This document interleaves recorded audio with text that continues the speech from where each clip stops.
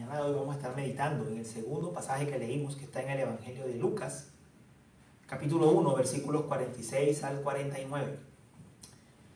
Ese pasaje que hemos leído se conoce en la historia de la iglesia como el Magnificat o el Magnificat.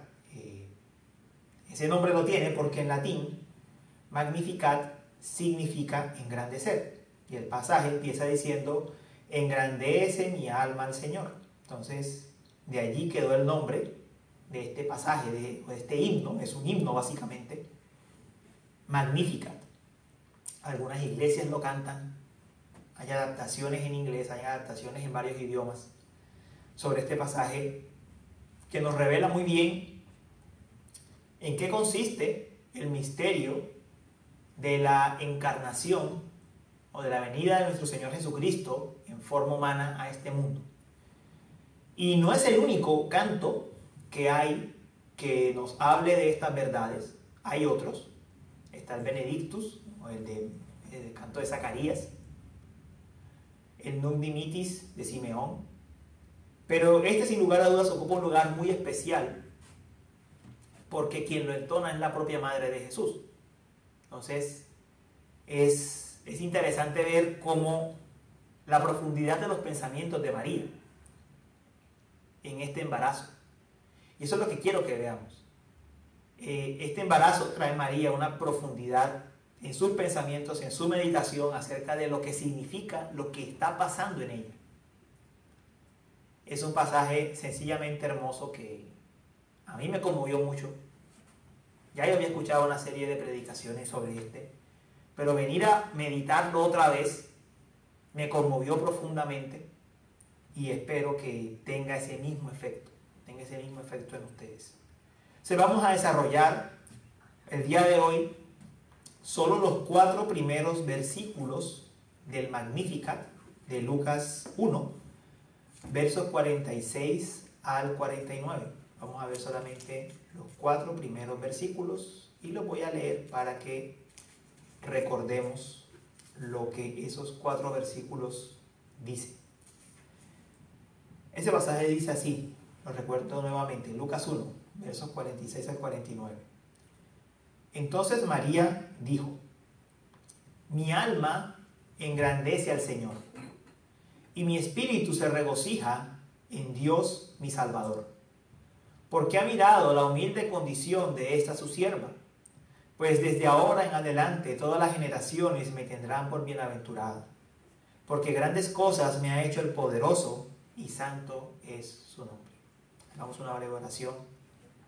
Señor, ilumínanos, trae luz a nuestra mente, a nuestro corazón, para entender esta porción de tu palabra. Ensancha nuestro corazón, como fue ensanchado el de María, ante la belleza de saber que tú viniste al mundo encarnando para sacarnos de nuestra condición. Que nuestra alma te engrandezca en la meditación de esta porción de tu palabra. Te lo pedimos, oh Señor. Amén. Entonces, esta enseñanza se va a llamar Engrandece mi alma al Señor, parte 1. Van a ser 4 partes. Engrandece mi alma al Señor, parte 1. Y va a tener 4 puntos. El primero es la introducción. El segundo es el modo de engrandecer al Señor, el modo. El tercero es la razón para engrandecerlo, o la razón simplemente. Y el cuarto es la identidad de quien engrandecemos. Es la introducción, el modo, la razón y la identidad. Entonces, de modo introductorio, hay que decir que este pasaje empieza por una conversación que tiene María con su prima Elizabeth. Recordemos que Elizabeth era la esposa de Zacarías. A Zacarías le había sido anunciado en el templo que tendría un hijo, Juan el Bautista. Zacarías no cree el anuncio y se queda mudo, pero Elizabeth concibe de Zacarías, su esposo. Y cuando María se entera que Elizabeth también está embarazada, inmediatamente se dirige a visitarla. Y Elizabeth y Juan, el Bautista, que estaba en el vientre de Elizabeth, cuando ven que María llega con el bebé Jesús en su vientre, salta de emoción. Juan el Bautista desde el vientre salta de emoción. Elizabeth se regocija al ver que allí está, frente a frente con ella, el Salvador, que allí estaba. Entonces Elizabeth llama a María bienaventurada. Bienaventurada la que creyó que tendrá cumplimiento lo que le fue dicho de parte del Señor, dice el verso 45. Bienaventurada porque creyó precisamente. No como Zacarías, que no creyó y fue disciplinado con quedarse mudo. María, por el contrario, cree en lo que el Señor le ha prometido.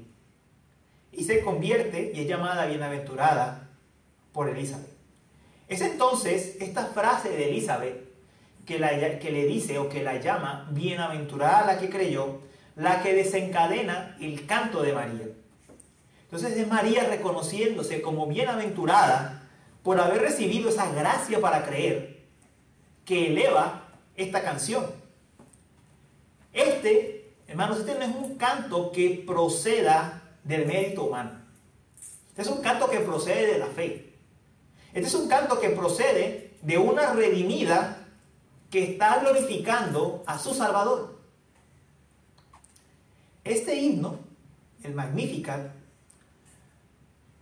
muestra además, con las palabras que María utiliza, que María tenía un conocimiento impresionante del Antiguo Testamento.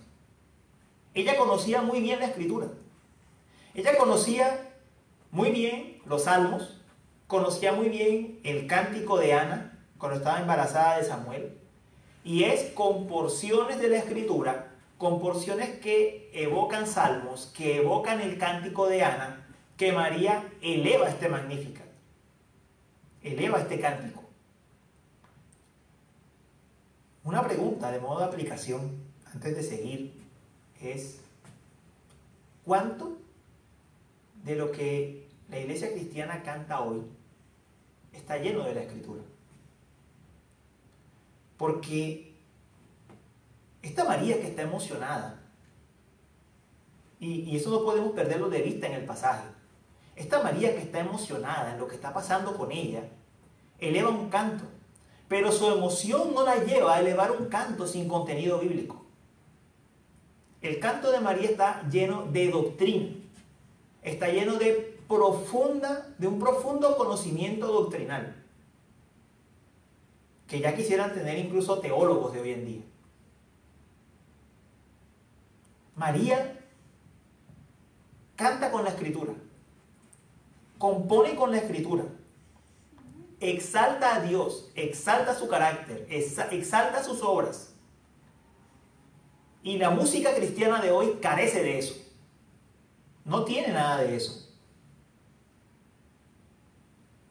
A lo que María nos está invitando, o este pasaje de la Escritura nos está invitando, es a crecer en nuestra comprensión acerca de quién es Dios y de su propósito redentor.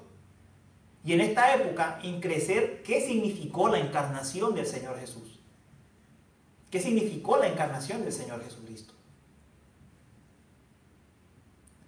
Adorar a Cristo con emoción no significa adorarlo sin conocimiento. Por el contrario, aquí vemos que adorar a Cristo con emoción es adorarlo conociendo. Entonces, vamos a ver cómo María magnifica, engrandece al Señor por medio de este pasaje. Dice, hablando del modo de engrandecer al Señor, que es el segundo punto, dice: mi alma engrandece al Señor y mi espíritu se regocija en Dios, mi Salvador. Cuando el pasaje dice engrandecer, nos está mostrando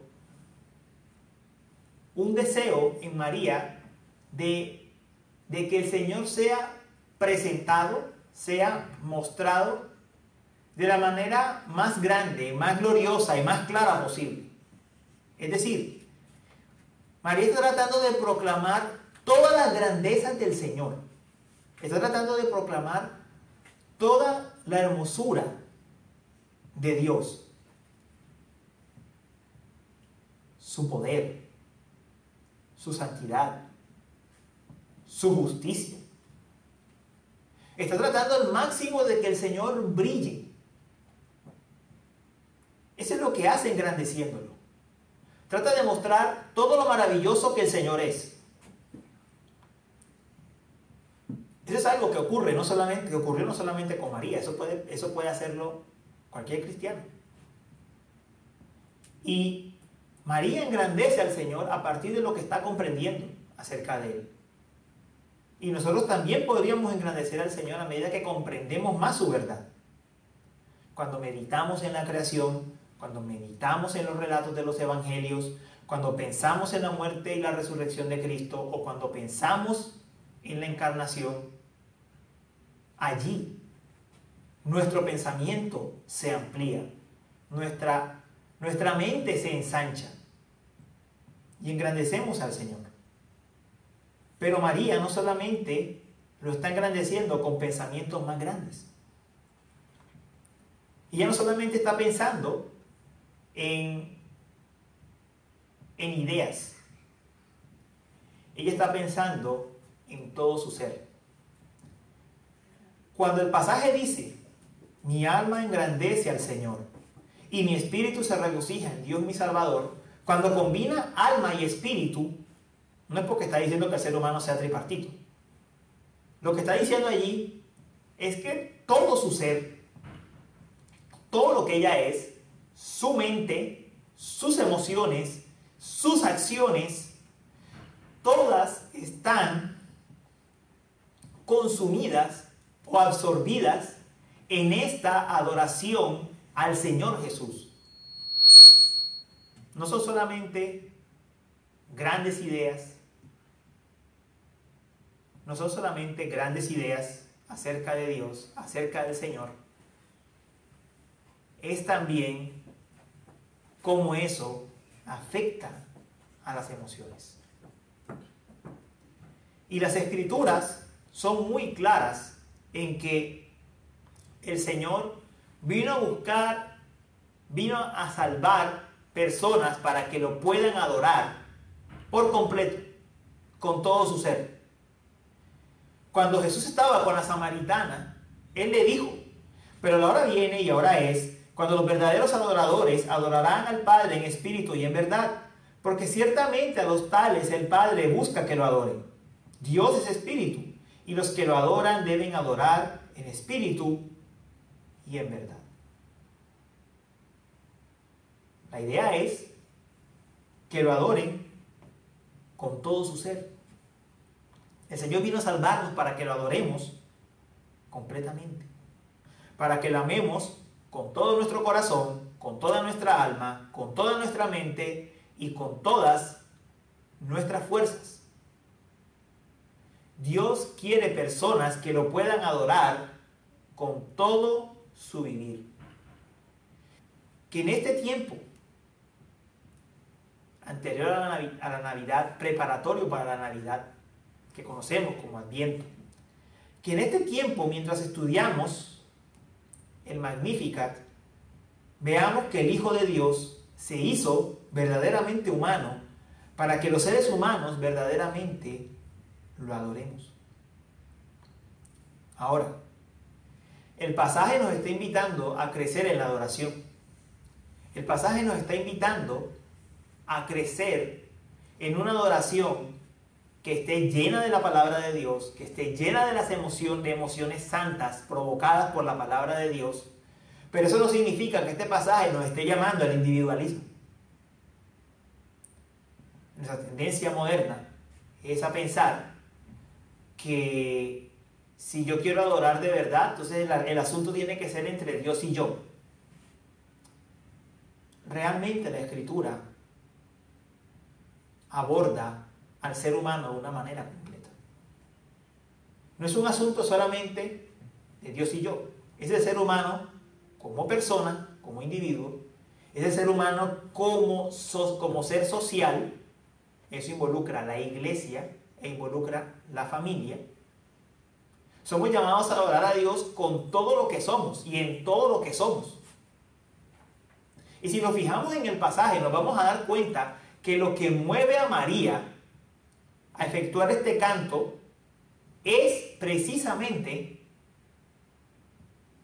una pregunta, o bueno, una afirmación que hace Elizabeth. Es decir, es la conversación con Elizabeth la que hace que María cante esto que tenemos en este pasaje. Podemos ver ahí con claridad que el Señor se deleita en que tengamos conversaciones piadosas con nuestros hermanos y en esas conversaciones piadosas con nuestros hermanos seamos edificados. Nuestros pensamientos se renuevan cuando conversamos con nuestros hermanos. Entonces vemos cómo María alaba al Señor con todo su ser, con todo lo que tiene. Y eso nos permite profundizar en las razones que tiene ella para engrandecer al Señor. Y eso nos lleva al versículo 48. Porque ha mirado la humilde condición de esta su sierva, pues desde ahora en adelante todas las generaciones me tendrán por bienaventurada. Miren que María describe su posición o su condición en un antes y un después. Porque ha mirado la condición, la humilde condición de esta su sierva. Pues desde ahora en adelante, es un antes y un después. Es María en una humilde condición a una María que es ya a una María que es llamada bienaventurada. El Señor es quien hace la diferencia. Noten aquí que la diferencia no es entre humilde y exaltada. La diferencia es entre humilde y bienaventurada. Ese es el cambio. Y el cambio entre una María humilde y una María bienaventurada, receptora de la bendición y de la gracia de Dios, lo hizo única y exclusivamente el Señor. Que el Señor le haya extendido a María esta gracia de encarnar en ella, siendo una mujer pecadora, es una foto en miniatura de lo que es la salvación.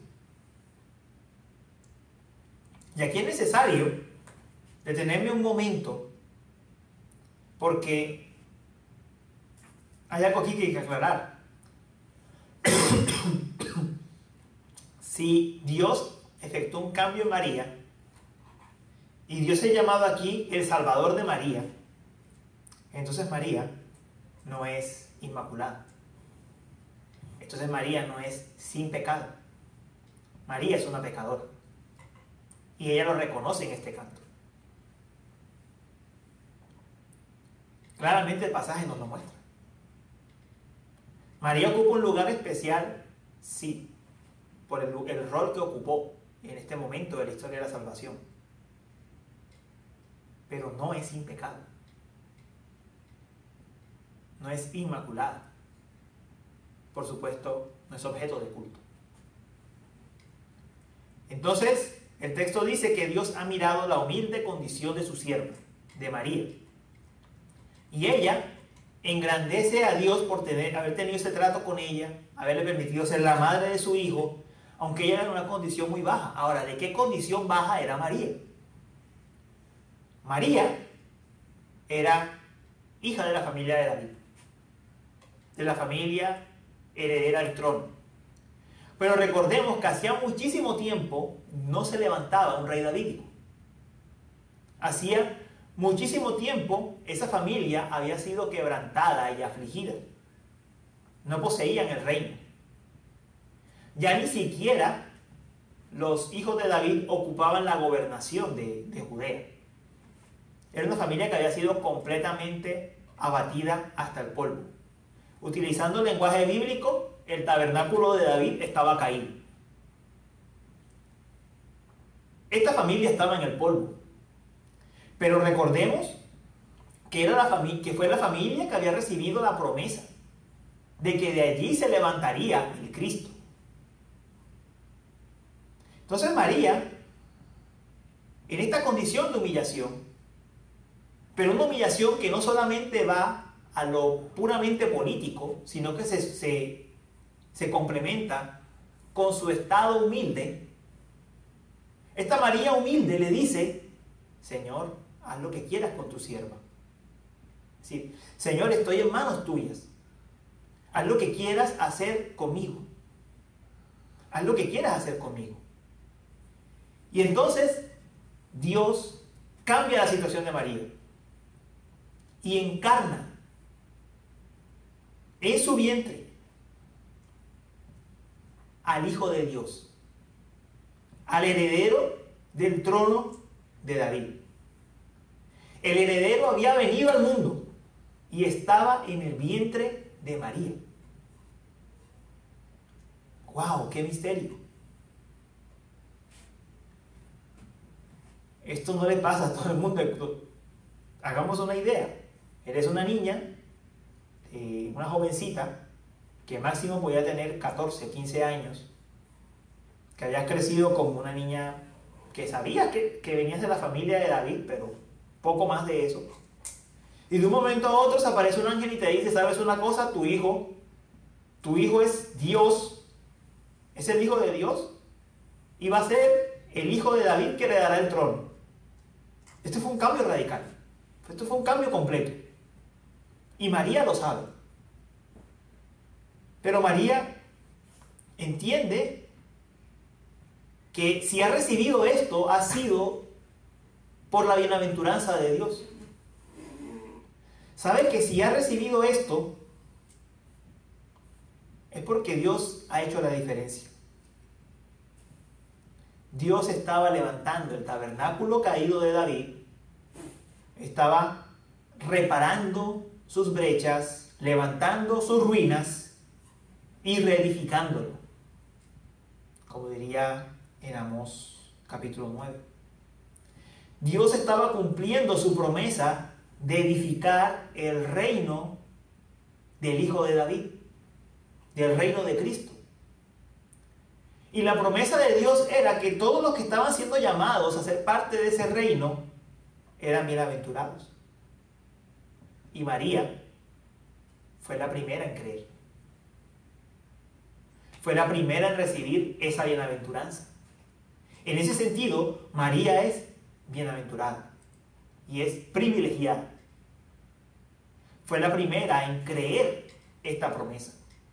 En creer que el ser que iba a nacer en su vientre, o sea, en creer en primer lugar que ella, una virgen, iba a dar a luz. En creer que ese ser que iba a nacer en su vientre era el Hijo de Dios.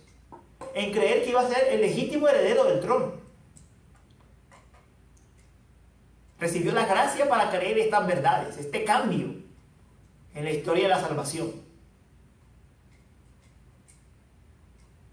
Y por eso es considerada la primera bienaventurada del reino.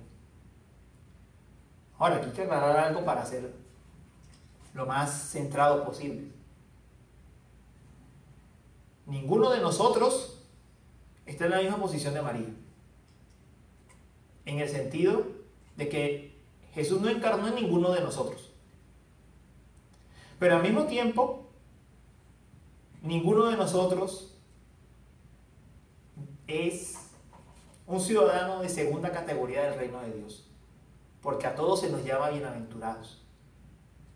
La Escritura es muy clara en que todos aquellos que creen en Cristo gozan de su bienaventuranza. De hecho, cuando el Señor Jesús estaba en un discurso, en un sermón, una mujer se acercó y le dijo: bienaventurada la matriz que te concibió y los senos que te criaron. Y Jesús le dijo a esa mujer: dichosos los que oyen la palabra de Dios y la guarda. Con eso le estaba diciendo que María no hace parte de esa bienaventuranza. Lo que el Señor Jesús le estaba mostrando a esa mujer es que en vez de poner sus ojos en esa mujer que le había dado luz a él, tenía que poner su mirada en creer el mensaje que él traía. Y también gozaría de esta bienaventuranza. Ese es el punto que el Señor Jesús le ilustró a esa mujer. Mirémonos nosotros ahora. Así como María, por su condición, alabar a Dios, porque la había levantado del polvo y le había dado la bienaventuranza de ser la portadora de su hijo, la bienaventuranza de ver cómo nuevamente la familia de David sería levantada, ser redimida por la gracia de Dios. Nosotros también hemos sido mirados por Dios. El Señor también nos ha mirado en nuestra humilde condición. Nosotros también estábamos en el polvo. Y más que en el polvo, nosotros estábamos muertos en nuestros delitos y pecados. Éramos extranjeros en este mundo, lejanos a los pactos de la promesa, como diría en Efesios. No gozábamos de la ciudadanía del reino de Dios. Y a nosotros que estábamos en esa condición, nos concedió la bienaventuranza de creer. Nos salvó, nos rescató y nos dio un lugar y un nombre en el reino de los cielos. Y Él lo dice de cada uno de los creyentes: bienaventurados los pobres en espíritu, porque de ellos es el reino de los cielos. Bienaventurados los que lloran, porque ellos recibirán consolación. Bienaventurados los mansos o los humildes, porque ellos recibirán la tierra por heredad. Y esa es la condición de uno y cada uno de los hijos de Dios. ¿Vemos la bienaventuranza de María aquí? Veamos la bienaventuranza nuestra. Nuestra posición ha cambiado radicalmente en Cristo. Radicalmente en Cristo. Toda bendición espiritual en los lugares celestiales en Cristo nos ha sido concedida. Y nosotros, que vivimos en esta ciudad y que no vivimos en las mismas condiciones que las personas que son de aquí, que solo de lo económico, puede que nos sintamos en esta época mal, tristes, por nuestra condición económica. Pero nosotros podemos andar en el mundo empobrecido, pero estamos enriquecidos en Cristo. Y eso es lo que nos está hablando el pasaje. En Cristo tenemos toda riqueza. Nos ha sido dada toda bienaventuranza, toda bendición espiritual en Cristo Jesús. Así que no podemos caer en el juego de estas épocas, donde si no tengo para un regalo o si no me regalan nada me siento mal. El regalo de ese bebé que nació y que luego fue a la cruz y murió por nuestros pecados nos ha sido dado.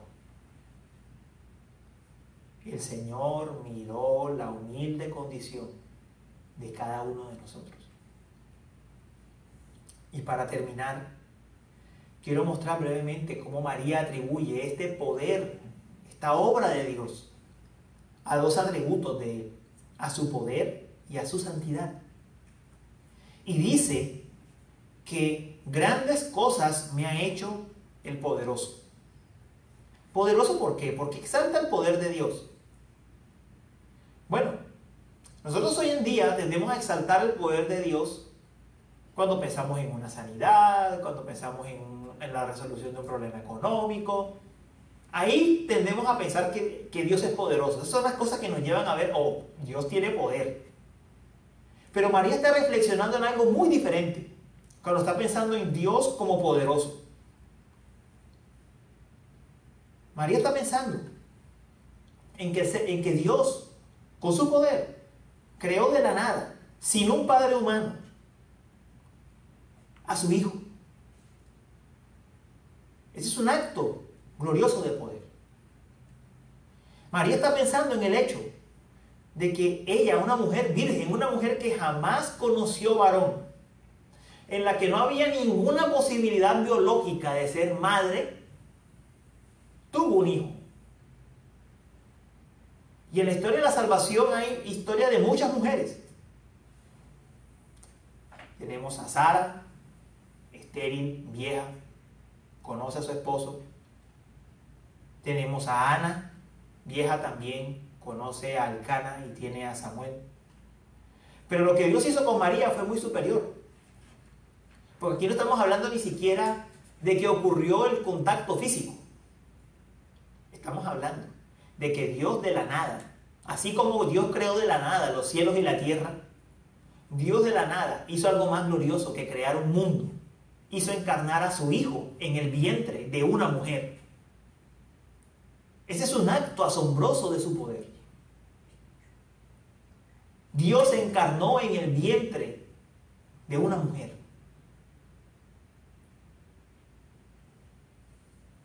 Otro acto de poder de Dios es haber traído a ese Hijo en un mundo caído de pecado, en un mundo, en un vientre de una mujer pecadora, pero sin pecado. Esa es la grandeza del poder del Señor. Sin pecado. Dios hizo algo imposible. Y pensemos en eso con calma, porque nosotros conocemos muy bien cuáles son los efectos del pecado en nosotros. Nosotros conocemos que nacemos de padres pecadores, y por eso también somos pecadores nosotros. Nosotros conocemos lo que una mala conversación puede hacer.